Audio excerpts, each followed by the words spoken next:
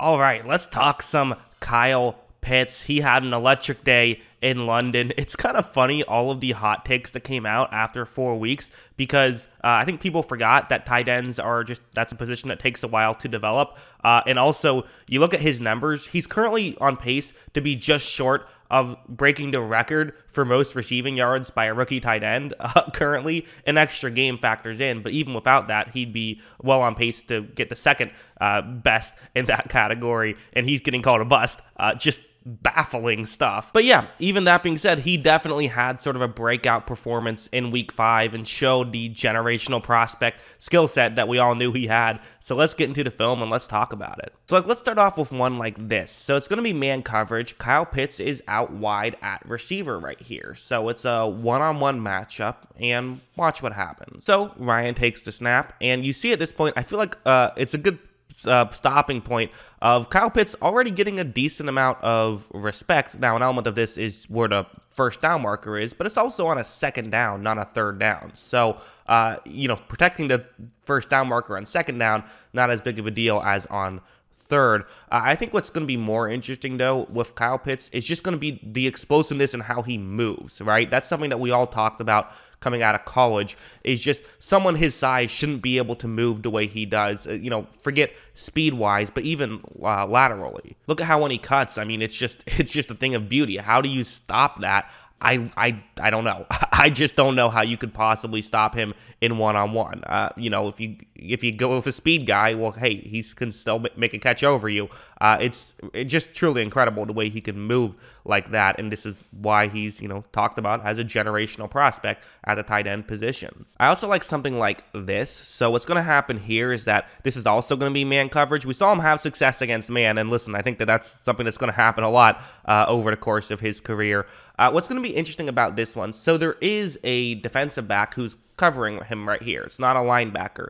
And one of the things that Pitts is going to try and do at the beginning of this play is to just sort of fake as though he's going to his right, then go to his left, okay? One-on-one matchup, that's what he's going to try and do. A lot of this stuff is like basketball, right? It's that initial crossover.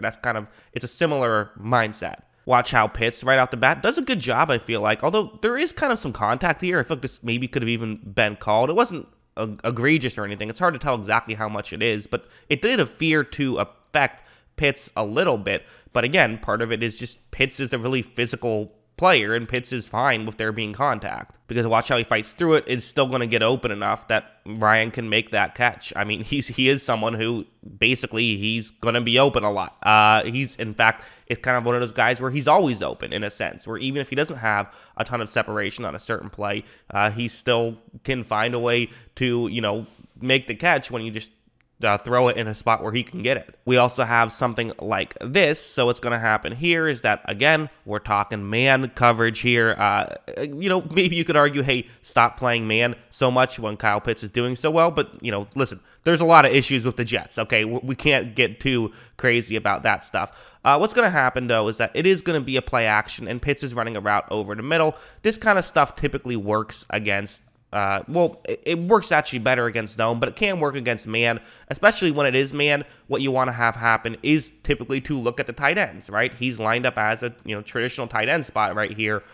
So this is kind of the way it works. Is you oftentimes block when it is a running play, but when it's not a running play, then you can instead go out and run a route. These exact plays are the mismatches Kyle Pitts can just, create for you, where it's like, okay, well, if you do want to put like a corner on him, for example, well, great. Now in the running game, you have a corner getting blocked completely out of the way against a tight end. While most teams do not put corners on tight ends, you might put a safety on him, but again, it's still sort of you would rather have a linebacker out there instead of a safety, if that's what you can do, if that is in the running game.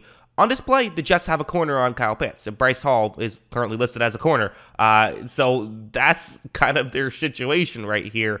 That's how they're trying to stop Pitts. It's still not going to work too well. Because watch how Kyle Pitts, right off the bat, again, he's just so explosive and moves so well, he's getting open. So what do you do at this point, right? I mean, how do you stop this? If Kyle Pitts is a good enough blocker that he can block the hell out of corners or, even safeties. And by the way, I know people have talked about his blocking. Oh, his blocking isn't as good as we would have liked. His blocking is fine.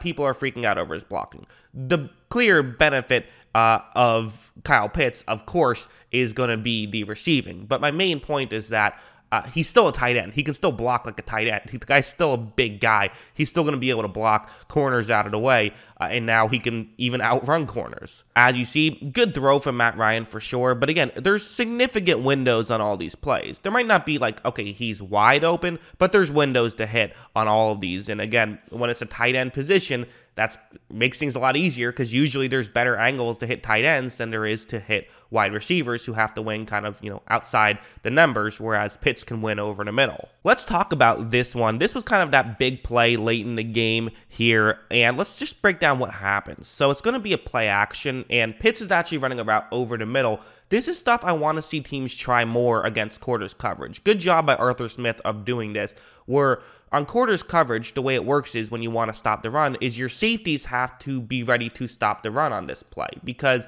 you have two safeties deep, so either one of them might have to come in and make a play. So what Arthur Smith is dialing up here, which I like, is there is this play action, but instead of what you typically do, which is kind of try to attack the middle area of the field, sort of underneath the safeties, that doesn't work as well against quarters because you're probably just going to run straight into where the safeties are. So instead, he's using Kyle Pitts as the guy to run deep down the field, which that in its own right is a little bit, interesting that you have your tight end being the guy who does that. But again, Kyle Pitts is not just a tight end. Look at how right when this play starts, so you run the play action, it works. Both safeties do kind of stay underneath, so now Pitts is open down the field, although both corners do read this and are trying to now get into the play. So while it worked for Kyle Pitts to get past the safeties, both corners did read this, and also Matt Ryan is a little bit under pressure, so he can't entirely just chuck the ball down the field, which he would want to do. So the throw is a bit underthrown, but Pitts tracks it well, still makes the catch, and then takes a hit from multiple different directions. Tight ends take a beating, they really do. But good job by Kyle Pitts, and really a good scheme more than anything. I feel like a lot of this stuff was Kyle Pitts just, getting open, basically them saying, hey, you do you get open. This one, the biggest one, was definitely a scheme thing, but still, he had to be explosive enough to get down the field, so that was nice. Also, this touchdown, I like this touchdown. I thought this was good, but it has to be mentioned who he's going up against. They have a defensive end going up against Kyle Pitts, which is just stupid. It's just not smart. It's just not a smart thing to do. Why would you do this? Put someone who is not wearing the number 91 on Kyle Pitts. I think that makes more sense. But watch Pitts and just watch how well he moves, right? Watch how shifty he is like that. Again, at his size, he moves better than some receivers in the NFL do. He really does. So this is why when you see that, generational talent type stuff, this is the reason for it. This is why people bring that up. So really good stuff from Kyle Pitts. So yeah, listen, Kyle Pitts is good at football. We all know this. This is a thing that we're all very well aware of. So very cool to see him kind of show it at the NFL stage. I'm it's not even like the first time he's shown flashes, right? He had some good performances before this as well. So I don't know. I don't get it. But that's what I think. What do you guys think? Let me know in the comments below. What were your thoughts on Kyle Pitts? Always love hearing from you. And of course, as always, thanks for watching.